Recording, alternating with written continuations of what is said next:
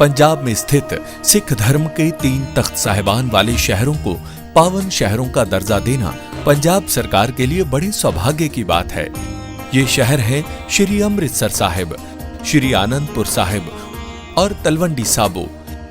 ਇਹ ਤਿੰਨੋਂ ਤਖਤਾਂ ਦੇ ਸ਼ਹਿਰਾਂ ਨੂੰ ਪੰਜਾਬ ਦੇ ਅਧਿਕਾਰਤ ਪਵਿੱਤਰ ਸ਼ਹਿਰ ਵਜੋਂ ਐਲਾਨ ਕਰਨ ਦਾ ਫੈਸਲਾ ਕੀਤਾ। मोदी शाह तेरी कब्र खुदेगी, अंबानी राज की कब्र खुदेगी जेएनयू की धरती पर, और अडानी की कब्र खुदेगी जेएनयू की धरती पर। ये नारे लग रहे हैं, फिलहाल वामपंथी छात्र ये नारे लगा रहे हैं दिल्ली के जेएनयू में।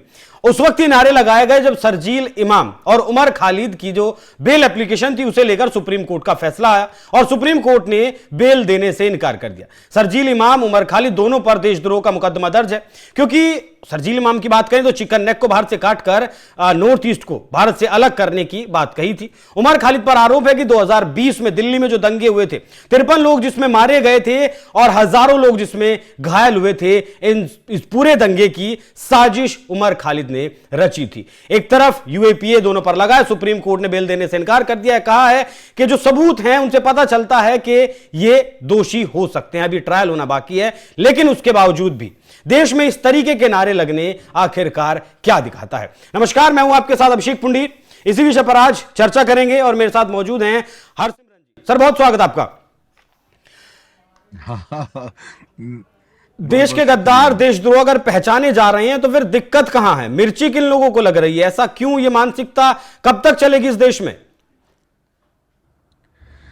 नहीं, जब तक ओवर एजुकेशन, जब तक पेट्रोटिज्म, जब तक देशभक्ति बिकती आएगी, जैसे अभी वेनेजुएला में जो इंटरनल सिस्टम बिक गया। बेसिकली वेनेजुएला कोई छोटी कंट्री थोड़ी है, लेकिन अगर वेनेजुएला अगर बिका है तो ऑब्वियसली इंटरनल कहीं ना कहीं उनकी आर्मी, उनके प्रोटेक्शन या उनके अपने लीडर्स ने कहीं ना कहीं कॉम्प्रोमाइज़ किया है।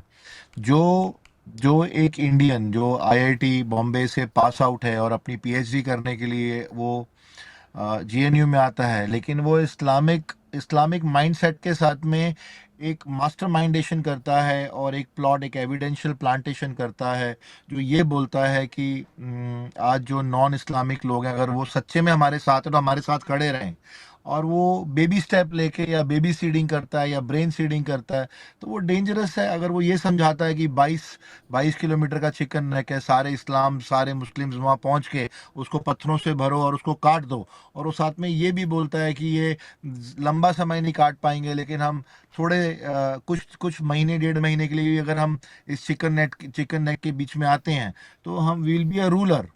तो आई थिंक इस इस्लामिक माइंडसेट को लेके ये हमेशा से प्रॉब्लम रहेगी जब तक कोई आउटसाइड सीडिंग, अभी वो मेंटली बिका है, इमोशनली बिका है, फिजिकली बिका है या इकोनॉमिकली बिका है, ये तो सिर्फ उसकी सिचुएशन जानती है।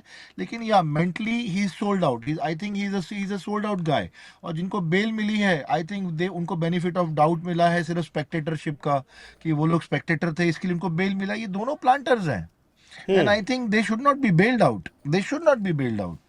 सुप्रीम कोर्ट के फैसले पर भी, सुप्रीम कोर्ट की टिप्पणी पर भी ये लोग विश्वास क्यों नहीं कर पाते, यकीन नहीं कर पाते, मानते नहीं है? किसने मानना है? मतलब हिंदू समाज की बात हम नहीं करते क्योंकि हिंदुओं के खिलाफ उन्होंने कुछ नहीं बोला, लेकिन उन्होंने हमेशा एंटी नेशनल स्टेटमेंट दी है। अगर एंटी नेशनल स्टेटमेंट वो दे, मैं दूं, आप दे या कोई और दे, वो दोषी तो है ही है। अगर एंटी स्टेटमेंट में अगर उसने कोई प्लांटेशन करी है, कोई कॉन्स्पिरेसी करी है या कोई इमेज बिल्डिंग करी है, anti national image building it itself is a crime. और ये क्राइम मेरे ख्याल से इसको ये सहने लायक क्राइम नहीं है ये। अच्छा, सुप्रीम कोर्ट को लगता है कि प्रथम दृष्टया जो सबूत है सुप्रीम कोर्ट के सामने कि हाँ ये शामिल थे, देश विरोधी गतिविधियां की हैं, लेकिन राजनीतिक पार्टियों को क्यों नहीं लगता है? मतलब राजनीतिक पार्टियों के लिए सत्ता, कुर्सी देश से ज्यादा जरूरी क्यों हो जाती है? राजनीतिक पार्टी की अगर हम बात करते हैं तो ये जब भी ये एक्टिविटी इन दोनों ने करी तो इन्होंने हमेशा तब करी जब ट्रंप इंडिया का ट्रैवल कर रहा था, जब ग्लोबल पॉलिटिक्स अपनी परम चरम पे थी, अपनी परम सीमा पे थी, जब ग्लोबल पॉलिटिक्स अपने ऊपर चढ़ी हुई थी, तब इन लोगों ने ये करा। ऊपर से ये जोरान ममदानी जो मेयर है न्यूयॉर्क का, उसने भी उसकी फेवर में स्टेटमेंट दी, जो कि इंडियन ओरिजिन का है, जिम्बाब्वे में पैदा हुआ लेकिन अमेरिकन डबल ड्यूअल सिटीजनशिप में रह रहा है, लेकिन अल्टीमेटली ही belongs to India and Bombay origin. उसका कोई अधिकार नहीं बनता, अगर ड्यूअल सिटीजन है, अगर वो इंडियन सिटीजन है ही नहीं, तो अपनी जिस देश का वो सिटीजन है वो वहाँ इंटरवीन करे। उसको इंडियन इस्लामिक या नेशनल ज्योग्राफिकल पॉलिटिक्स में इंटरवीन करने का क्या पॉइंट है? एंड जब ऐसी बातें सामने आती हैं तो जो एंटी पॉलिटिकल पार्टीज हैं उनको ये नट क्रैश करने का, ये ऑप्शन जो होता है, इसको कैश करने का पूरा चांस होता है, और उसके लिए वो ये मौका छोड़ने, ये अपॉर्चुनिटी है बेसिकली। जो एंटी गवर्नमेंट है, जो एंटी गवर्नमेंट पार्टीज हैं, आई मीन टू से एंटी पार्टीज जो हैं, उनको मौका मिलता है कि हाँ, यहाँ पे उनके पॉलिटिकल की रोटियां सेकी जा सकती हैं। ये जोहराम ममदानी की तक सीमित नहीं है सर, अमेरिका के 8 सांसदों ने भी भारत सरकार को पत्र लिखा है।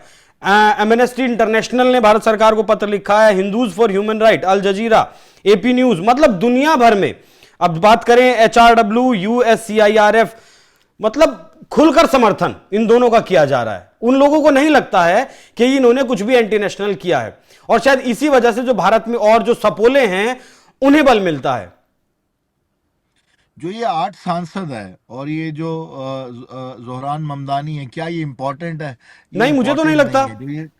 हाँ, ये इम्पोर्टेंट नहीं है, तो क्या इनकी प्रतिक्रिया या ह्यूमन राइट्स की प्रतिक्रिया, ह्यूमन राइट्स का मतलब ये थोड़ी है कि वो हमारी दीवारें भेदें, हमारी प्रोटेक्शन की, जो हमारी सुरक्षा की दीवारें हैं उसको भेद के। ह्यूमन राइट्स का मतलब होता है ह्यूमैनिटिक राइट्स। यहाँ पे रिलीजन राइट्स बनते जा रहे हैं वो लोग। Human rights are converting themselves into humanitical religion rights. तो रिलीजन राइट्स, अगर ये बात कोई हिंदू बोलता या कोई और रिलीजन की बात करता है, या कोई ह्यूमैनिटेरियन ग्राउंड पे कोई, जैसे सरबजीत का मैटर था, वो था ह्यूमन राइट्स, वहां तब ये सारे सातों सांसद बन चुप बैठे रहे, तब ममदानी कुछ नहीं बोला, ठीक है, तब कोई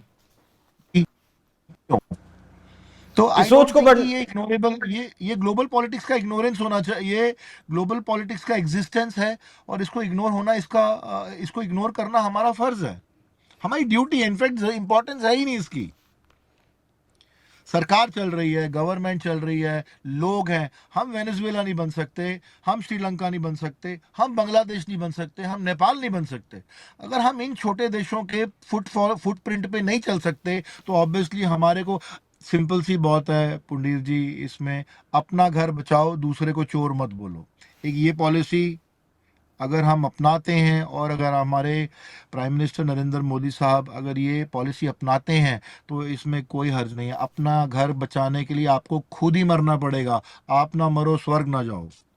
सर, यहां मुझे बिपिन रावत जी का एक बयान याद आता है कि जो 2.5 मोर्चों पर भारत लड़ाई लड़ता है, जब भी लड़ाई लड़ता है, चीन पाकिस्तान से तो निपट ले, लेकिन जो आधा मोर्चा देश के भीतर बैठा है, दिल्ली में डॉक्टरों का एक पूरा नेक्सस किस तरीके से हुआ, वो देखा सबने, आतंकवादी गतिविधियों में जो शामिल थे। इस आधे मोर्चे की मानसिकता को कैसे बदला जाए, जो पूरी तरीके से ब्रेन वॉश हो चुका है बहुत सारे लोगों का?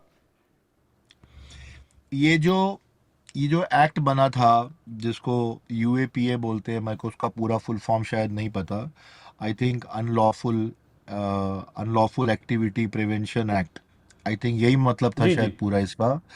ये जो UAPA जो एक्ट बना था, ये इन्हीं पर्टिकुलर इसी कम्युनिटी के लिए बना है, जो अंदर रह के देश के गद्दार भी हैं, एंटी पेट्रियोटिक हैं, ठीक है, एंटी सोशलिस्ट हैं, एंटी सेक्युलरिस्ट हैं, मतलब हर बात में एंटी हैं। इनको एंटी होने में इनकी एग्जिस्टेंस और इनकी प्रेजेंस दिखती है, इनकी मानसिकता, इनकी बिलीव ही एंटी होने में ही है। तो इसी के लिए लॉ बना है, और इस लॉ के हिसाब से, इस लॉ के पैरामीटर्स में अगर हम फॉलो इन करते हैं, तो इन सबको दंडनीय, ये इससे दंडनीय अपराध है ये वाला, और they should be punished. And if they are not punished, ये कम्युनिटी फैलती जाएगी, बिकॉज सबको अट्रैक्शन चाहिए, सबको इंपॉर्टेंस चाहिए। बिल्कुल सर, सबको अट्रैक्शन चाहिए, इसीलिए कुछ भी किया जाए। बाकी बहुत धन्यवाद सर, आप जुड़े हमारे साथ, इस विषय पर चर्चा की। बाकी JNU एक ऐसा फिलहाल विश्वविद्यालय बन चुका है जिसमें आतंकियों पर कोई कार्रवाई होती है तो उनके समर्थन में नारे लगते हैं, आपका दंगाइयों के समर्थन में वहां नारे लगते हैं, नक्सलियों के समर्थन में वहां नारे लगते हैं। अब मुझे लगता है कि भारत सरकार को और ज्यादा सख्त इस मानसिकता के खिलाफ होना जरूरी है। यूएपीए लगा है, बाकी किस तरीके से इलाज अब और ज्यादा सख्त तरीके से और जल्दी ऐसे लोगों का किया जाए उस पर भी जरूरी है। धन्यवाद सर आपका जुड़ने के लिए। बाकी दर्शकों, आप लोग इस विषय पर क्या सोचते हैं, कमेंट बॉक्स में अपनी राय जरूर दीजिएगा। नमस्कार। बहुत बहुत शुक्रिया, थैंक यू।